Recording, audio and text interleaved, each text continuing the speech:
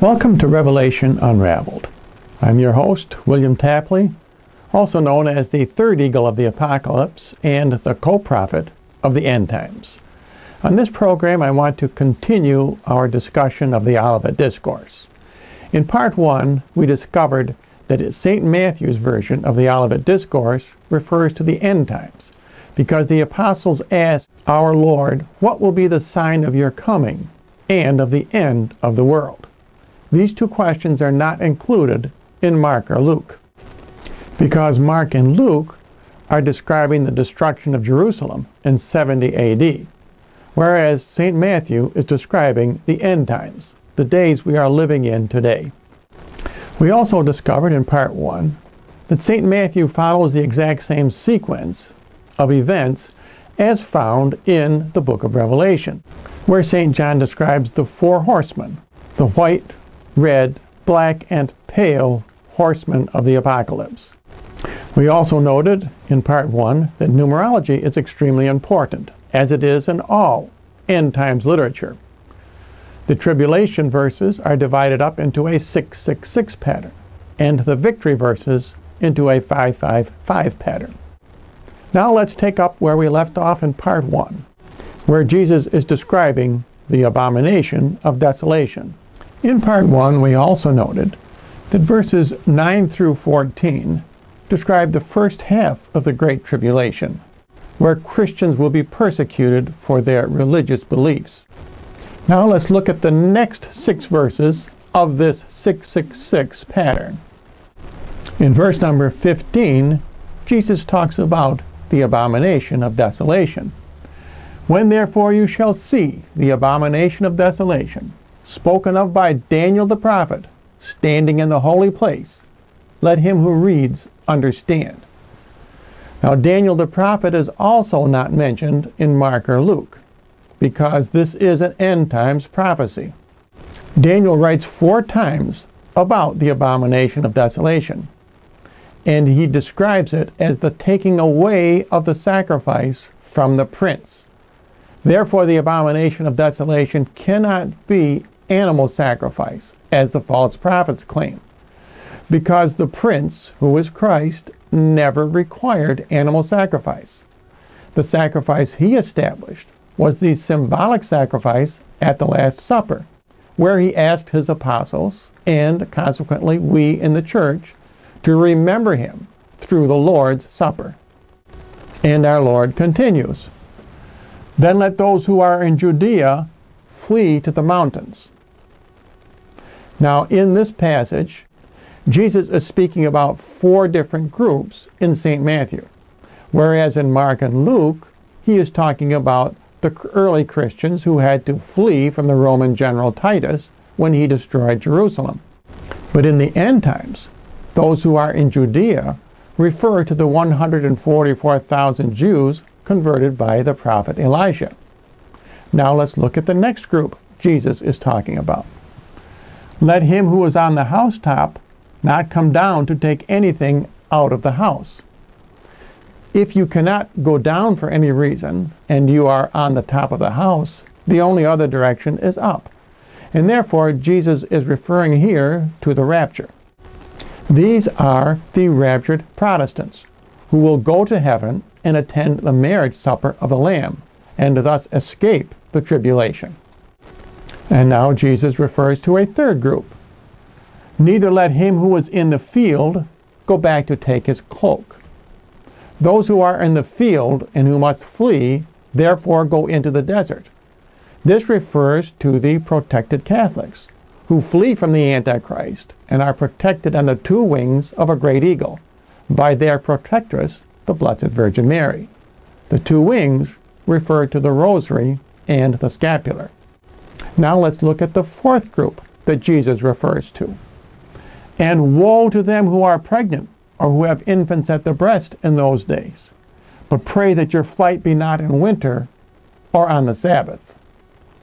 The woe in this passage refers to martyrdom. And the reign of the Antichrist will be very difficult for pregnant women and for senior citizens. The phrase "in winter" in this passage not only means the season, but also the winter of one's years. The four groups that Jesus is referring to here, the converted Jews, the raptured Protestants, the protected Catholics, and the holy martyrs, these four groups are the same four groups who will reign during the millennium. Now let's look at the next passage. Now in verse 21, Jesus says, "For then shall be great tribulation." In other words, this 6-verse sequence starts the second half of the Great Tribulation. The Great Tribulation refers to the 3.5-year reign of the Antichrist. "Such as was not from the beginning of the world until now, nor ever shall be again." Jesus makes it clear here that the reign of the Antichrist will be the worst time in the history of mankind.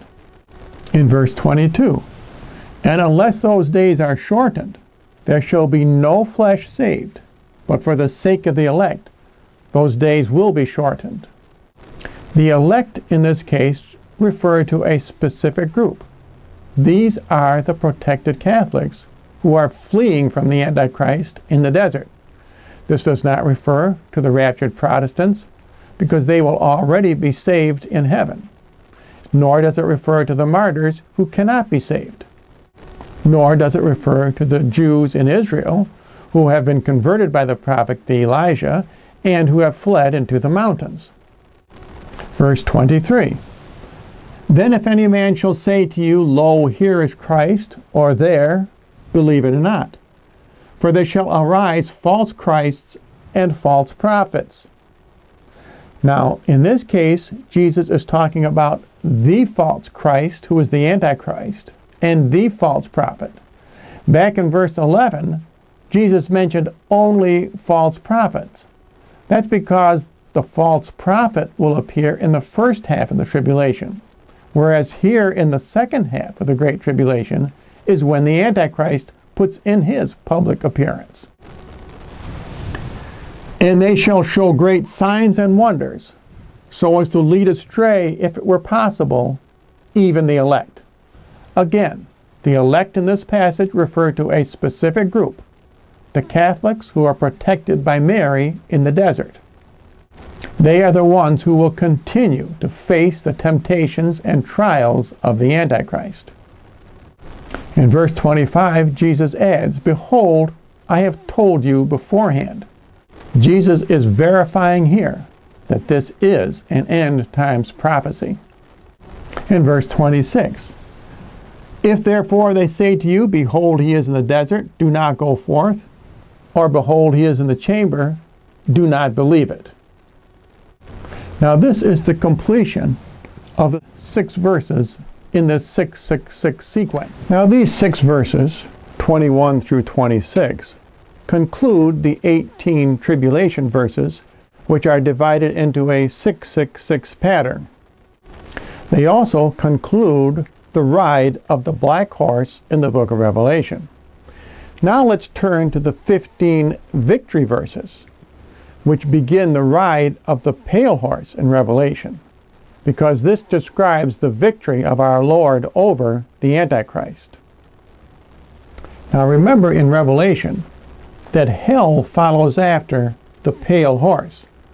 That means the pale horse of death reflects the judgment of God and the third coming of our Lord Jesus Christ. For as lightning comes out of the east and shines even to the west, so also shall the coming of the Son of Man be. Now this coming is Jesus' third coming at Armageddon. The word coming is used 12 times in this Olivet Discourse. Twice for the third coming, twice for his fourth coming at judgment, and 8 times for his second coming at the rapture. Now that's all we have time for on this program. In part 3, we will discover that Jesus gives the exact time for his third coming at Armageddon, which will be in November of 2017. And if you would like more information, simply write to the address you see on your screen.